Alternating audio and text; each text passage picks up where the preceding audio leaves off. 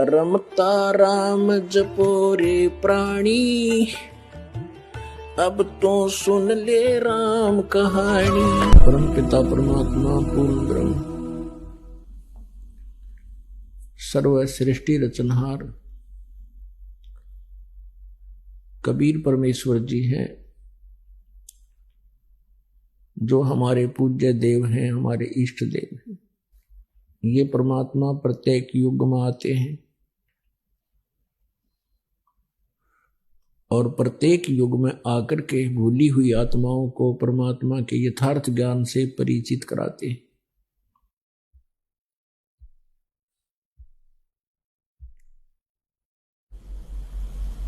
कलयुग में ये परमात्मा सन 1398 संवत 1455 ज्येष्ठ सुदी पूर्णमासी को काशी शहर, जिसे बनारस भी कहते हैं, काशी शहर में एक लहर तारा नामक तालाब था। उस टैंक के अंदर विकसित कमल के फूल पर,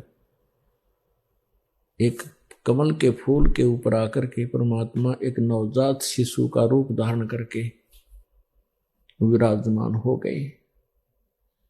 उस परमेश्वर का किसी मां से जन्म नहीं होता, वो स्वयंभू हैं, अजन्मा हैं। उनका शरीर है लेकिन शुक्रम अकायम असनाविरम है। यजुर्वेद अध्याय नंबर 40 के मंत्र नंबर 8 में कबीर मनीषी शुक्रम अकायम असनाविरम, ये कबीर परमेश्वर, मनीषी माने विद्वान पुरुष, कबीर विद्वान यानी सर्व सृष्टि की सभी रचनाओं को जानने वाला, क्योंकि सभी रचनाओं का करने वाला यही है। वो शरीर है लेकिन उसकी हमारे जैसी काया नहीं है, शुक्रम अकायम है। उनका शरीर नाड़ी के जोड़ जुगाड़ से नहीं बना हुआ, वो स्वयंभू है। और चारों वेद प्रमाण करते हैं कि वो परमात्मा जब शिशु रूप धारण करके प्रकट होते हैं,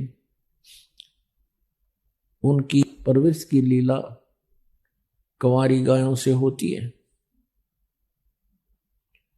आज से 600 वर्ष पहले परमात्मा जब आए थे, सतलोक से गति करके आए थे, नवजात शिशु का रूप धारण किया था। उस समय एक नीरू और नीमा नामक पति पत्नी थे। नीरू पति था, नीमा उसकी पत्नी थी। वो निसंतान थे और परमात्मा को उस तालाब में प्राप्त करके अति प्रसन्न हुए, घर ले गए थे। 25 दिन तक परमात्मा ने कुछ आहार नहीं किया। चिंतित उन नीमा ने अपने इष्ट से प्रार्थना की। परमात्मा की कृपा से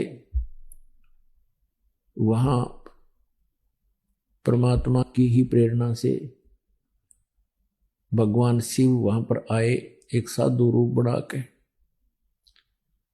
नीमा से रोने का कारण पूछा, तब परमात्मा कबीर जी को, जो नवजात शिशु के रूप में थे, 25 दिन के बालक की लीला कर रहे थे, उनसे वार्ता हुई भगवान शिव और परमेश्वर पूर्ण ब्रह्म की, कबीर देव जी की।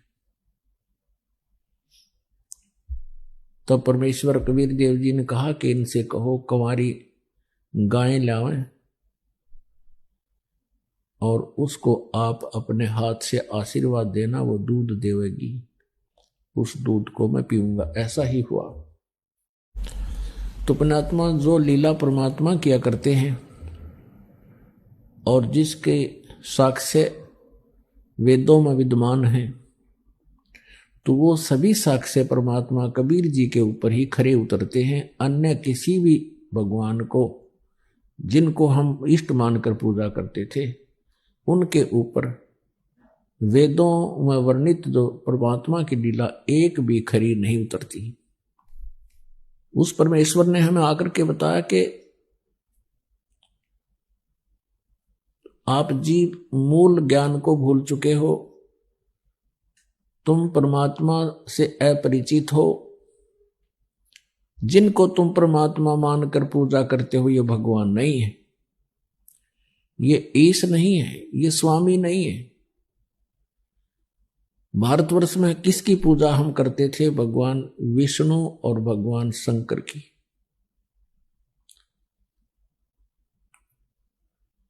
इनको परमात्मा 600 वर्ष पहले कहा करते थे कि ये पूजा के योग नहीं है, ये परमात्मा नहीं है, इनको इष्ट रूप में पूजना तुम्हारी अज्ञानता है, ये प्रभु नहीं है। तो उस समय के हमारे धार्मिक गुरुओं ने इतना विरोध कर दिया परमेश्वर का कि ये झूठा है, ये कपटी है, ब्रह्मा विष्णु महेश को ये भगवान नहीं बता रहा है, इसकी बातें मत सुनना। और यहां तक कहने लगे कि ये मुसलमान है। परमात्मा कहते थे ना हम हिंदू ना मुसलमाना, हम तो इंसान को चेताने के लिए आए हैं, हम हैं पूर्ण रहमाना, हम पूर्ण परमात्मा हैं। लेकिन अज्ञानता के कारण परमात्मा का बहुत जबरदस्त विरोध करवा दिया।